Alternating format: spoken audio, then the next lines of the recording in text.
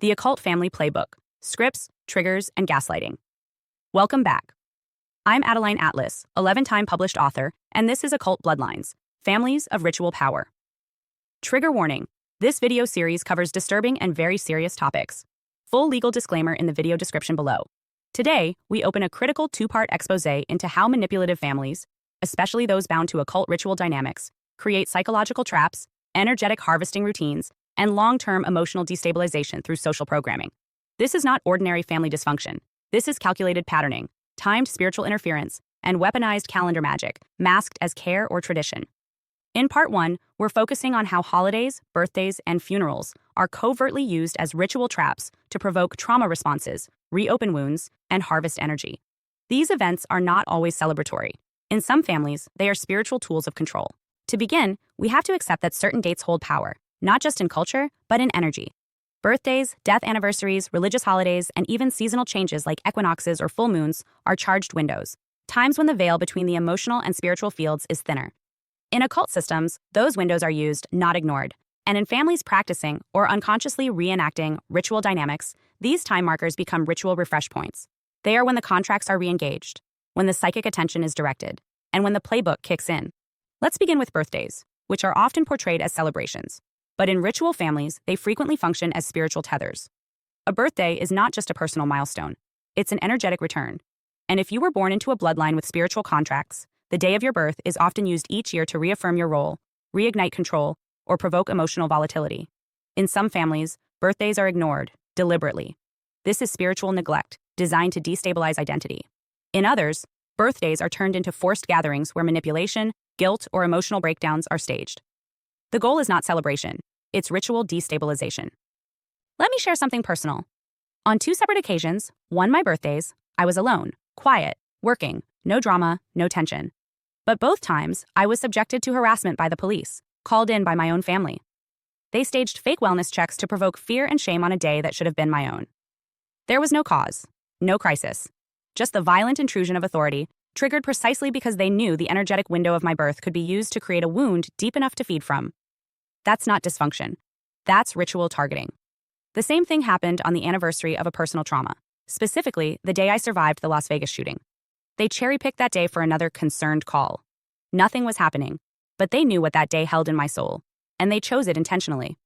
Now, let's look at holidays, which are among the most powerful ritual traps in occult family systems. These dates are already charged by collective energy. Christmas, Halloween, Thanksgiving, Easter, and occult families often layer their own rituals on top of these structures.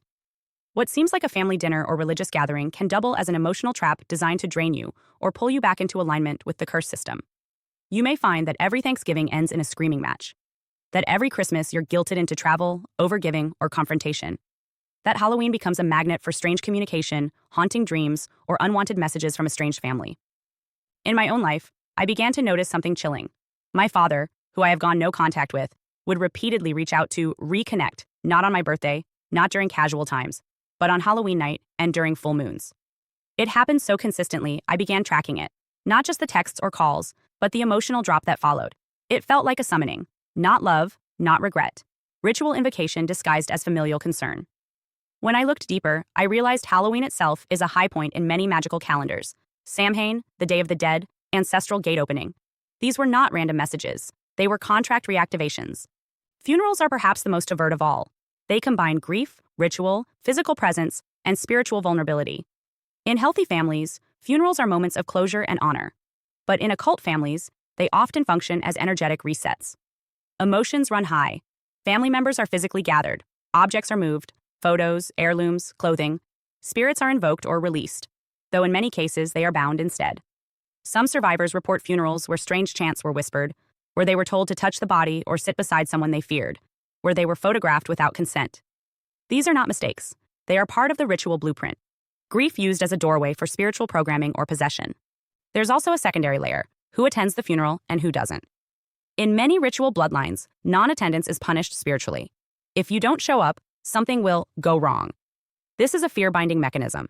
The funeral becomes a test of loyalty, a spiritual checkpoint, and those who refuse are marked as dangerous, disloyal, or spiritually expendable. The emotional backlash is not about grief. It's about reestablishing control through obligation masked as honor. These dates, birthdays, holidays, funerals, are often paired with targeted contact attempts. You may not hear from your family for months. Then, suddenly, on the exact date of your trauma, or the night of an eclipse, or after a personal breakthrough, they call, they email, they text just to check in. This is not random. These contact attempts are often timed to interrupt healing, reignite confusion, or trigger emotional collapse. The message may seem benign, but the frequency is calculated. Your emotional response, anger, guilt, sadness, is the fuel. Tracking is essential.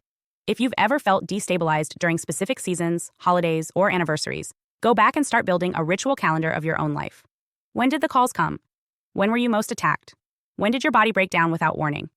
In many cases, you'll find a pattern you were never meant to see. And once you name it, you stop walking into the trap. Another critical layer to address is ritual inversion. In occult families, days that are supposed to bring joy are often engineered to create suffering. Your wedding day becomes the site of betrayal. Your graduation is ignored or overshadowed. Your birthday turns into a day of loss or humiliation. This inversion is not accidental. It's part of the energy harvesting model. By turning positive milestones into negative events, the family creates a vibrational conflict inside you, confusion between love and pain, celebration and punishment. This confusion weakens your boundaries and increases emotional volatility, making you easier to tether or manipulate in future rituals. Personal story. In my life, this replayed over and over again. When I got engaged, I was met with, "What happens if you get divorced?" Yup, that was the very first sentence out of my mother's mouth. And no, I was never thrown an engagement party, never given a gift, or even really acknowledged for it, aside from her occasional side-eye at my ring.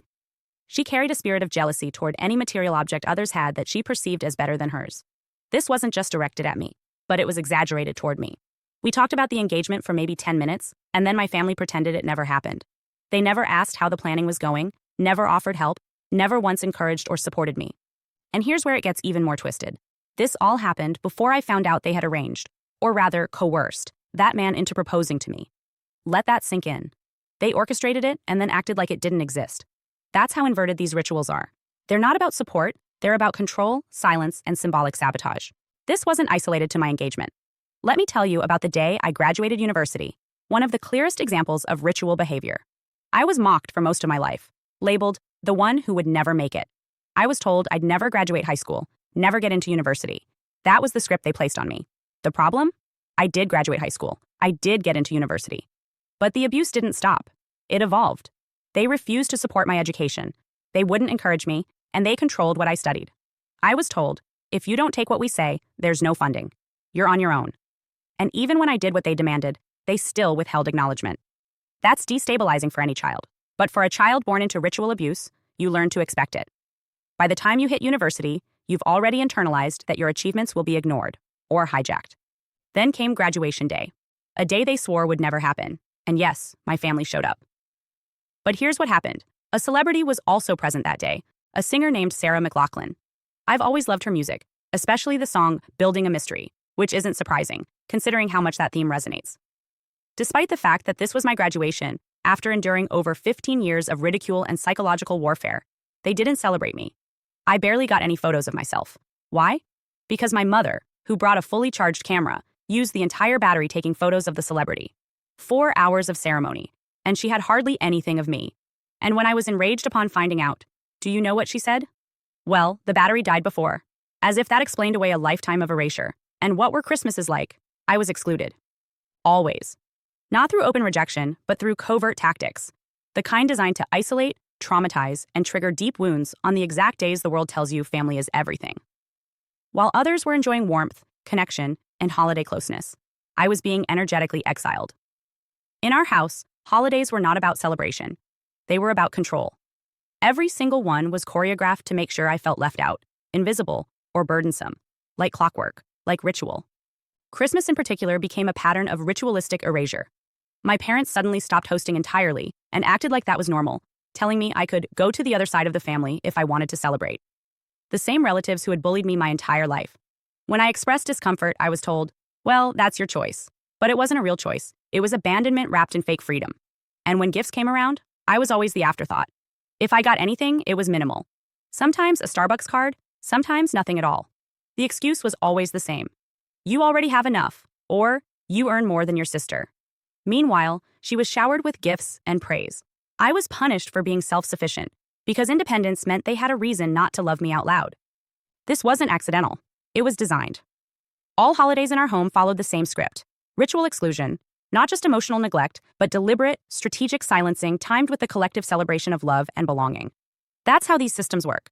They don't just hurt you, they hurt you when it will cut the deepest. Finally, these dates are often used to test your allegiance to the family programming. Will you respond? Will you visit? Will you forgive? Your answer becomes the spiritual data they record. If you say yes, the contract is reaffirmed. If you say no, the attack may escalate. But so does your sovereignty. Many people go years, decades, even entire lifetimes without realizing that their pain wasn't circumstantial. It was deliberately orchestrated, scheduled, rehearsed, and reinforced over time to make you believe that chaos was just part of life. But it wasn't. It was timed. It was tied to rituals you didn't consent to and reactivated through events you were told to celebrate, mourn, or endure without question. This is the ritual mechanism hiding beneath the surface of family tradition. The weaponization of the calendar. When birthdays become punishments, holidays become emotional traps, and funerals become spiritual ambushes, you're no longer dealing with dysfunction, you're dealing with design. These rituals may not include robes, candles, or Latin chants, but they don't need to. The real power lies in repetition, in emotional shock synced to a date, in triggering your nervous system until you internalize the idea that your most meaningful days will always come with suffering. That is not coincidence. That's the ritual. What you've lived wasn't just pain, it was a performance. And until you recognize the script, the cycle continues. This ends part 1. In the next video, we'll examine how specific phrases, gaslighting tactics, and trigger words are used to reinforce the programming, how childhood nicknames become adult control mechanisms, and how language is one of the sharpest tools in the occult family playbook. Stay sharp. Stay tracking. The trap only works if you don't see it. Hi, I'm Adeline Atlas, 11 times published author, and what you just watched is part of my signature program, the Chosen One series inside School of Soul. This series is not just a course, it's a blueprint for those who know they were different from the start. The black sheep, the scapegoat, the truth teller, the cycle breaker. Inside, you'll discover the family roles playbook, the golden child, the scapegoat, the enabler, the lost child, and how to finally step out of the part you were cast in without consent. How the black sheep becomes the goat, turning rejection into radical transformation and leadership. How to break generational curses and rewrite ancestral contracts so the pain stops with you. And how to recognize and escape modern forms of spiritual and technological targeting, from gang stalking to synthetic synchronicity. This isn't just about survival. It's about awakening. About reclaiming your voice, your lineage, and your destiny as one of the chosen ones. Click the link below to access the full series now, because the role ends the moment you decide it does, and the real script begins with you.